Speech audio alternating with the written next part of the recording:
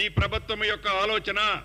ఈ ప్రభుత్వం ఆలోచన కాదు, సామాన్య ప్రజలు కోరుకుంటున్న ఆలోచనే ఈ ఇందిరమ్మ ప్రభుత్వం యొక్క ఆలోచన.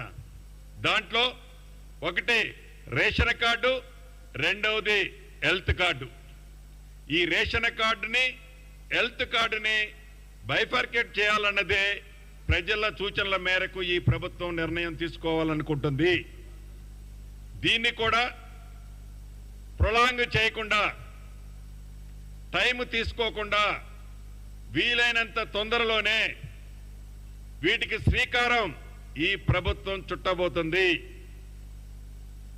అంతేకాదు, ఆనాడు కాంగ్రెస్ ప్రభుత్వం ఉమ్మడి ఆంధ్రప్రదేశ్లో అధికారంలో ఉన్నప్పుడు, కాంగ్రెస్ ముఖ్యమంత్రిగా దివంగత నేత రాజశేఖర రెడ్డి గారు ముఖ్యమంత్రిగా ఉన్నప్పుడు ఇందిరమ్మ ఇళ్ల కార్యక్రమం ద్వారా ఒక్క ఈనాటి తెలంగాణ రాష్ట్రంలోని ప్రాంతంలోనే సుమారు 18.5 లక్షల ఇళ్లు కట్టించిన ప్రభుత్వం ఇందిరమ్మ ప్రభుత్వం. ఈనాటికి ఏ గ్రామం పైన ఇది ఇందిరమ్మ ఇల్లు, ఇది కాంగ్రెస్ పార్టీ ఇచ్చిన ఇల్లు చూపిస్తుంది.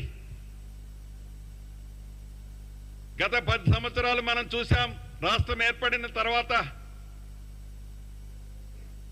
అక్కడొక 2 ఇళ్ళు, అక్కడొక 4 ఇళ్ళు కట్టించి ఎన్నికలు వచ్చినప్పుడల్లా ఆ కట్టించిన బొమ్మలని ఫ్రంట్ పేజీల్లో మీడియాలో చూపించుకొని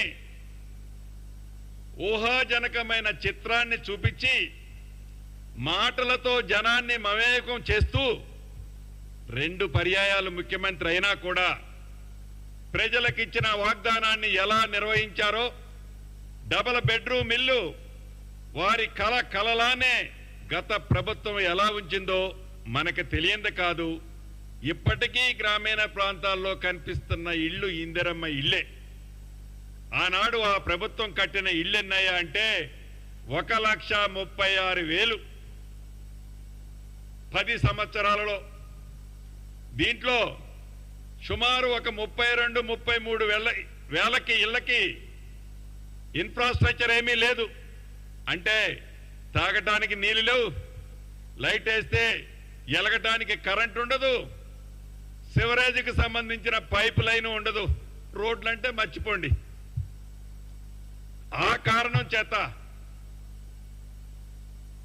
సుమారు ఇంకా 32-33 వేల ఇళ్ళు కంప్లీట్ అయినాయి అని చెప్పారే తప్ప అవి కూడా మౌలిక వసతులు లేని కారణంగా వాటిని కూడా ప్రజలకి ఆనాటి ప్రభుత్వం హ్యాండ్ ఓవర్ చేయలేదు.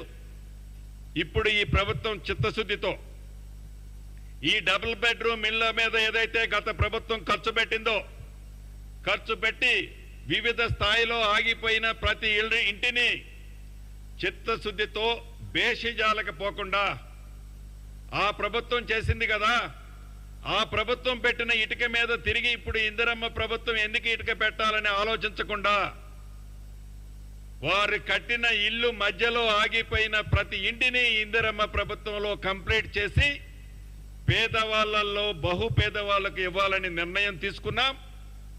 అన్ఫినిష్డ్ గా ఉండి వాటిని కూడా వీలైన కొద్ది రోజుల్లోనే, అది ఓల్డ్ సిటీలో కూడా వేలాది ఇళ్ళు ఉన్నాయి అన్ఫినిష్డ్ గా. నిన్ననే అక్కడ శాసనసభ్యులు వచ్చి నాతో మాట్లాడి వెళ్ళారు. వాటిని కూడా యుద్ధ ప్రాతిపదిక మీద కంప్లీట్ చేసి అర్హులైన ప్రతి ఒక్కళ్ళకి ఇచ్చే దాంతో పాటుగా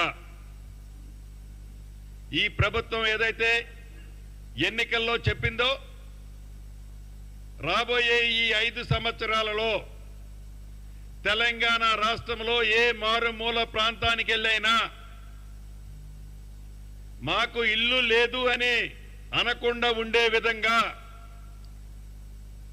ఇందిరమ్మ రాజ్యంలో అర్హులైన ప్రతి ఒక్కళ్ళకి ఇందిరమ్మ ఇళ్లు కట్టించే కార్యక్రమానికి శ్రీకారం చుట్టి మొదటి విడతగా 4,50,000 ఇళ్లు, కనీసం ఒక్కొక్క నియోజకవర్గానికి 3,500 ఇళ్లు తగ్గకుండా సుమారు 22,000 కోట్ల రూపాయలతో మొదటి విడతగా శ్రీకారం చుట్టాం. ఈ రాబోయే కొద్ది రోజుల్లోనే బెనిఫిషరీ లిస్ట్ ను కూడా అనౌన్స్ చేయబోతున్నాం. బేషిజాలకు పోకుండా కేంద్ర ప్రభుత్వం ఏదైనా సహకరించి సహాయం చేసేది ఉంటే